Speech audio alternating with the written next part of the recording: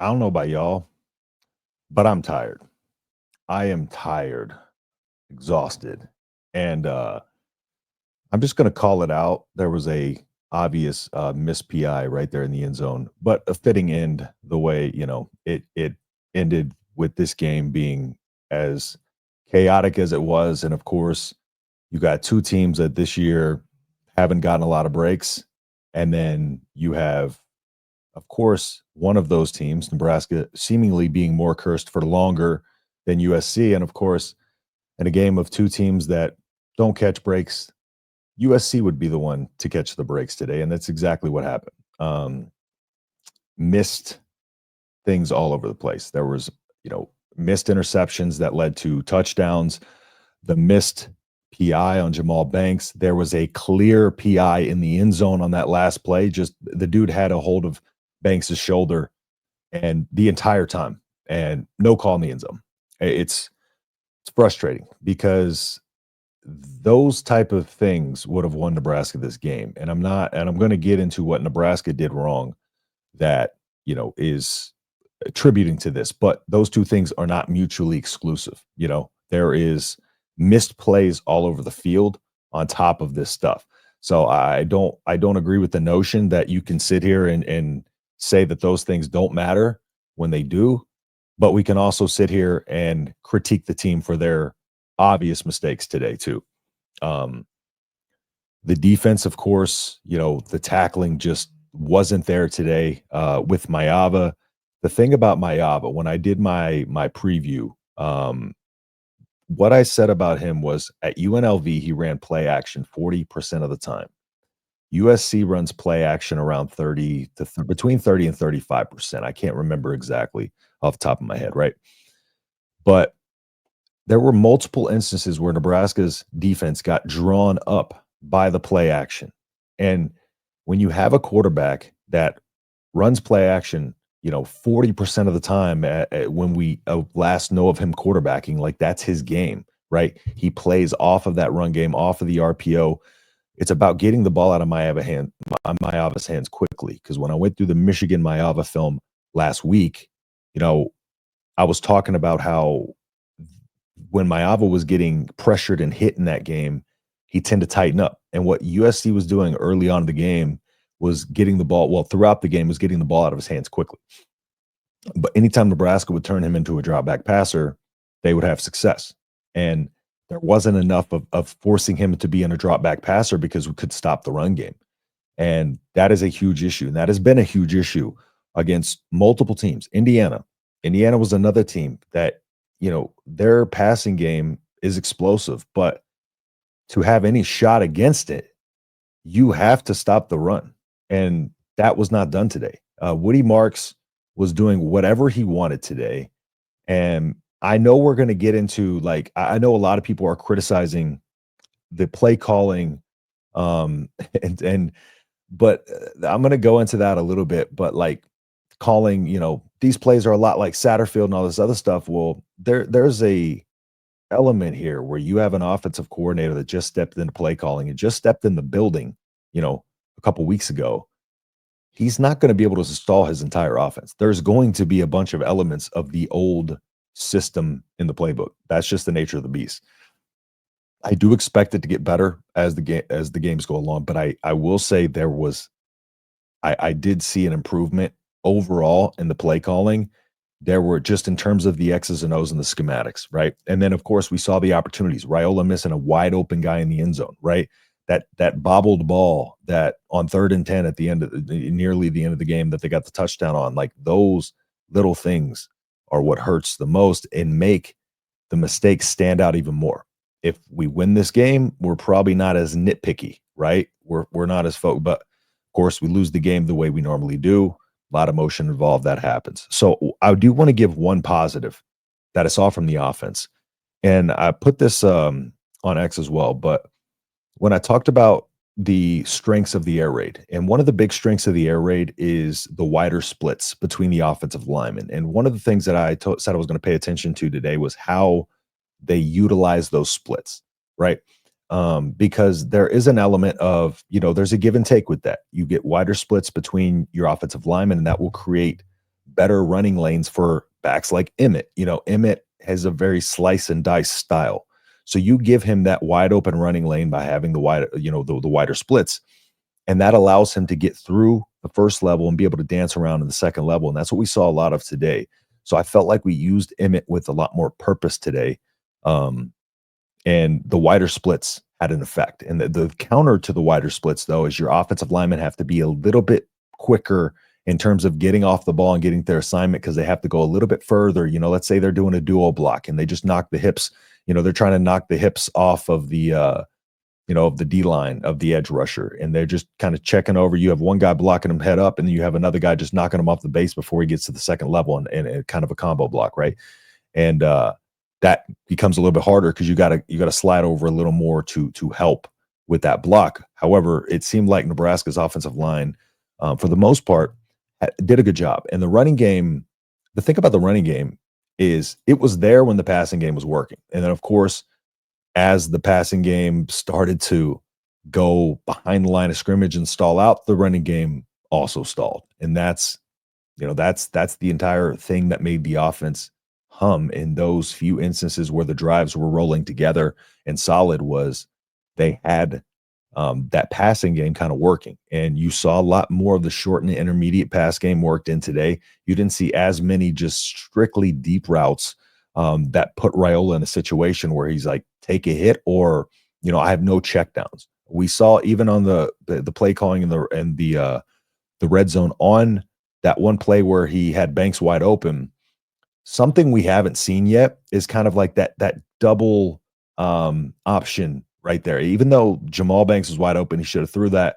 But then Emmett Johnson coming free on the other side, like that's something we haven't seen a ton this year, and being able to throw it to the other side.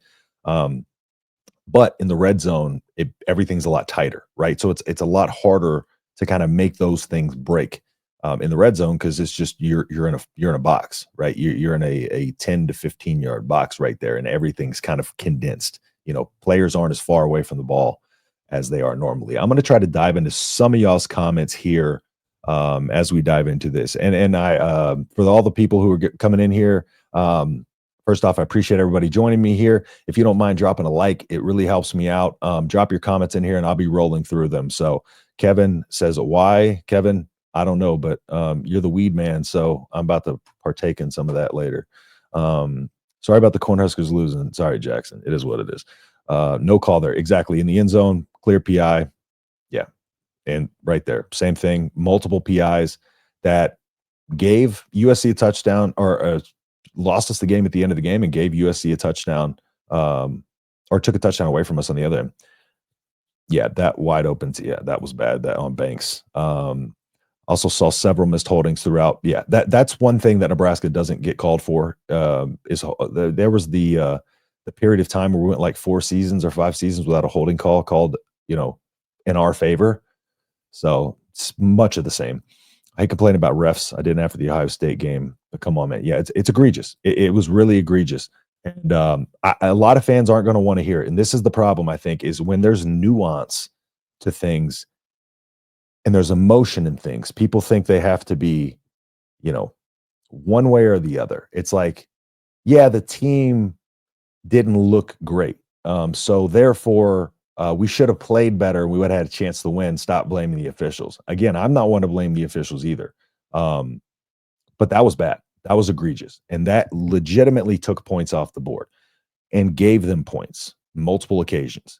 Now, there were dropped interceptions that did that as well. However, we're talking a 1-score game per usual, and we're talking multiple things that led to Nebraska not scoring, directly led to Nebraska not scoring. On third down, the Jamal Banks was on third down. So instead of taking 3 and, instead of having the ball right there at the 4, you're taking 3 and story of a life, right? Tony White's defense unable to get off the field is what lost the game again. That does have a lot to do with it.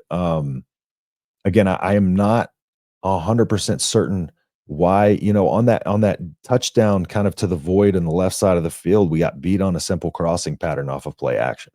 And that's kind of what I'm talking about. When you have a quarterback in Maiyava who runs play action 40% of the time and a USC team that runs play action 30 to 35% of the time, like you just have to be ready for that every single time they bring it out, right? And again, stopping the run game is where it begins. There was multiple instances too where it just seems like Nebraska's not watching the ball. Nebraska should be watching the ball, but there were multiple instances on these zone read handoffs where they're obviously not watching the ball. They're watching the player. They're guessing at who's got the ball, and they attack the wrong person. That is why it's important to watch the ball as well. Wisconsin only shot at a bowl, which will definitely get us 5-6. Iowa will feast on corn. I don't think Wisconsin is necessarily as good as people think. I don't think Wisconsin's all that, but they're done. I don't see them winning any of the last 2 games. Well, I'll get into that, my predictions, but we had every chance to win this game 100%. I thought they played better today, better play calling. Just USC came up with a dub. That's all. It was better execution on the offensive side of the ball, and I know a lot of people aren't going to want to hear that, but also at the end of the day, I will come in with some when I get the film from this game, when I get the Ultra 22, I'll break it down and I'll kind of give some insights into this offense and some of the elements that I did see out there that are improved. Because I know, when we're watching the game on TV, we're watching ball, right? So you don't see a lot of the concepts. You don't see a lot of the X's and O's. You don't really pay attention too much to, how is the defensive line lined up? Are they in an over? Are they in a bear front? Like those type of details and what we're running against certain things. That typically will dictate it, but there was a lot of good from this offense today. Tony White's D second half of the season sucks. Third down. Yeah, third down is terrible. Definitely better play call in this game. Not great, but better. And to a point, Tony White, a few of those scores came off of dropped interceptions where, he had players in the right position. They couldn't do it. You could tell the play calling was a lot better. 100% agree. There's a lot of people saying, when we started to get some of those screen passes, there was a lot of people talking about, it's Satterfield all over again and all this other stuff. Like this is what we got on Satterfield for. We can't do this with every single coach we have and expect them to come in and immediately. Like it's just you have a guy who came in 3 weeks ago. You can't fully install his entire offense. I'm sorry, that's not how this works. It's just it's impossible to do it that quickly. It's hard to win a game and you have to play against the team and the ref at the same time. It's 100% Brett. Missed interception in the end zone. What's going on, Christian? Appreciate you hopping in here. I feel like the wide open wide receiver was the first read in the play, so it's kind of mind-blowing. Raul missed him 100%. And the one thing I will say about that play, he stared that side of the field down. Like there was no attempt to look anything away. His eyes immediately went to that side of the field and he was locked in. And then for some reason, just didn't see it. Comes over to the right and as soon as he comes over the right, he has Emmett there, but it wasn't there, man. I don't understand because he locked in, he keyed on that read. I don't know what he was looking at. I don't know if it was just him not having the confidence to throw it, which doesn't seem right. He's wide open. So I really don't understand it. I'm curious to hear what they say about that if they ask about it. Hopefully they will. 28 points given up with 2 turnovers. Yeah, it's rough. Tony White's way overrated. I don't necessarily think he's way overrated, but I see why people think that way. It is what it is. I'm giving this team more time. Personally, I'm tired of being part of the crowd that throws fits on X. Yes. And basically for me, what I try to just analyze the team, right? And some people say, we need to be honest. And I think some people think honesty is just being just basically just saying this sucks, like we suck and all that, but trying to break down and analyze the actual play on the field. And I think that's where a lot of people, we kind of drop the ball as fans in a lot of instances as we, what we see on TV, we think of that as what it is. And it's not the case. Just because what you're watching on TV is the ball, you're not going to see the route concepts. You're not going to see any of that. So that is part of the problem with just losing your mind on Twitter, especially about the offense, is just, I'm losing your mind about losing this way. Perfectly fine. But losing your mind about the offense, criticizing the defense, I get it. Losing the mind about the offense, it's a work in progress, but for sure. And this is what we expected. We expected it to be a work in progress. So Hartzog is a target. They abuse him every game. Yeah, that has been a rough one there. Blyhill would have been a savior this season. We got a super chat in here. Let me go to this. Mike, appreciate you. Mike, appreciate the $5, man. Thank you so much. Like I said, so much as a view, a like, comment, I appreciate everything. But super chats, man, you are awesome. I appreciate that, Mike. either need to coach up the wide receiver to get separation or something. Also, Raiola had all day to make throws, but still missing wide open wide receivers. Yeah, that is, and that coaching up to get the wide receiver separation, that is part of what I thought. I think the air raid is going to help Mass because the air raid is kind of designed to get guys in space and make defenders cover grass and spread the field out, and then kind of that opens up those runs up the middle between those wide splits. Now, the way that the air raid was, kind of designed is it's if you have, lesser talent, is trying to get those guys get those guys separation by your concepts, right? Trying to take advantage of this, whatever call the defense is in, cover two, let's attack the middle, cover three, let's attack this, that type of thing. Trying to put yourself in advantages. It has a lot of motions, right? We saw more motions today, but there's a lot more that will be coming with that. And that misdirection is all about confusing the eyes, kind of like USC had multiple times with Nebraska. But yeah, the separation is going to have to be coached in the route concepts until we coach these receivers a little bit to get separation. But I'm hoping, I really want Jamar Mosey to have a bigger part in coaching the wide receivers, because I think he can do a great job with these guys. But all right. Again, Mike, appreciate the $5. You're awesome. And super chats are on. Also, memberships are on. If you want to become a member, you'll get extra content. So as when I get members joined, I'll be doing, kind of hangouts with the members. I'll be having players on, coaches on, former players on, stuff like that to kind of chat with y'all as well. So, and also just film reviews and then content requests that y'all want. So I thought they played better today, better play calling. Just USC came with the dub. Oh, that's right. I got to go back forward. Let's see.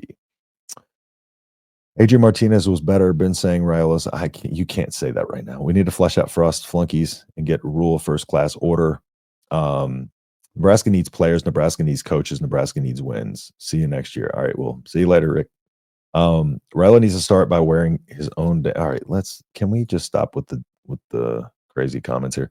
K-State pays Kleiman 2.3 mil a year. They go to a bowl every single year, always win like 8 to 10 games. Yeah.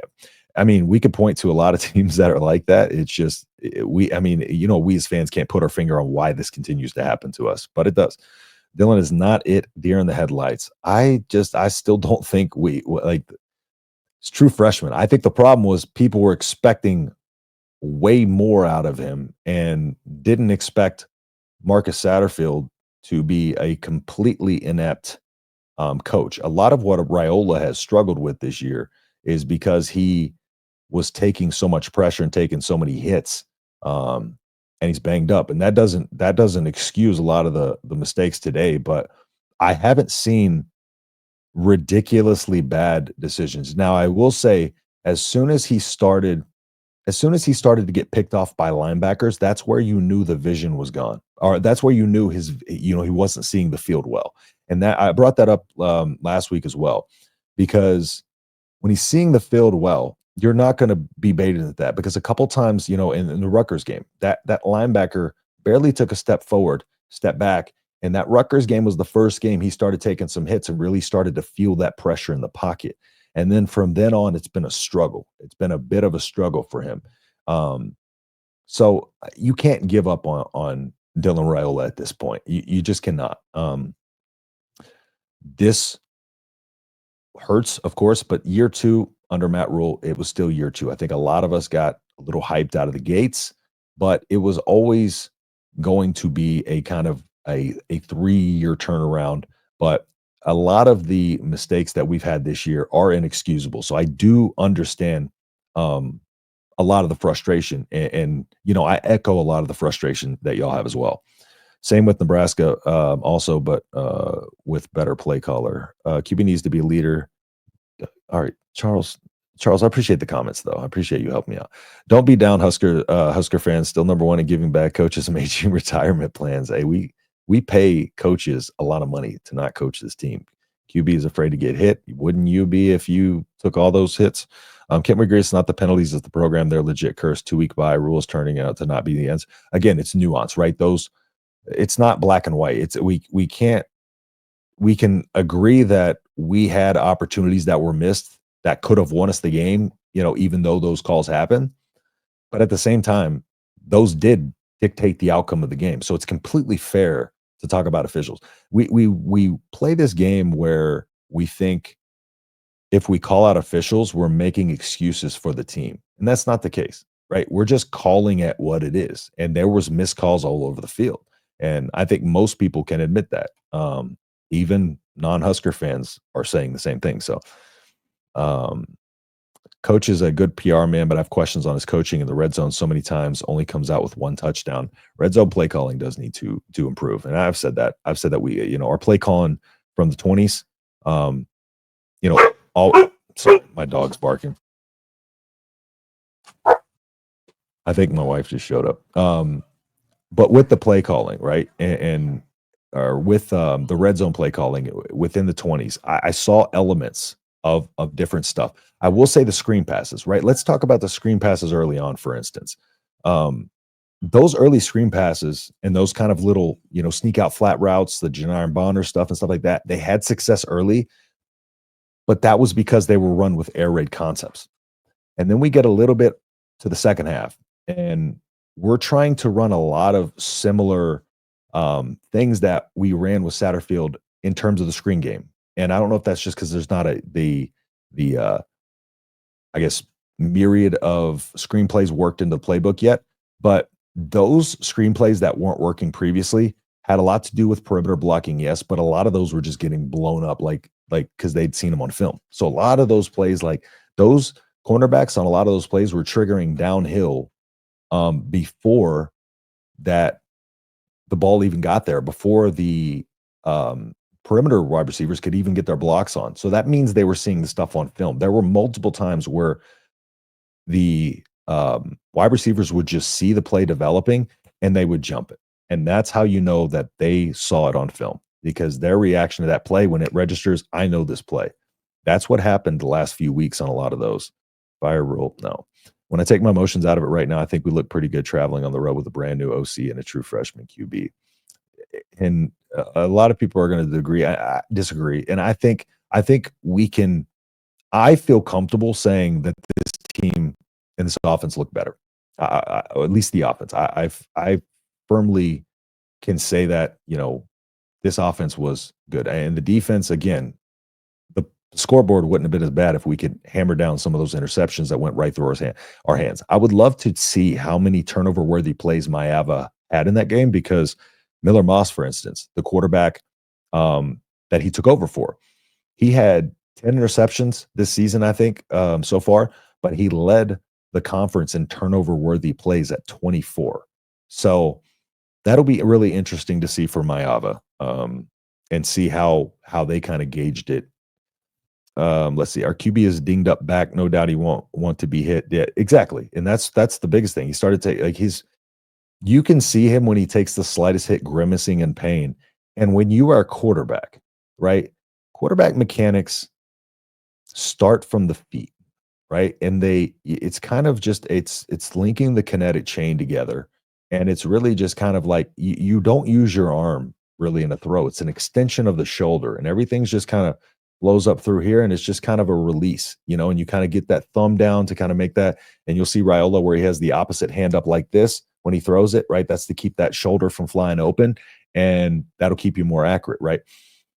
But the problem lies there. If you have a back problem, most of what your throw is coming from, and the reason why you bring stuff from your base, and more often than not, is because most of your power, most of your strength, and most of your explosiveness is in your hips, glutes, hamstring, in that area. That's your biggest, strongest muscle group.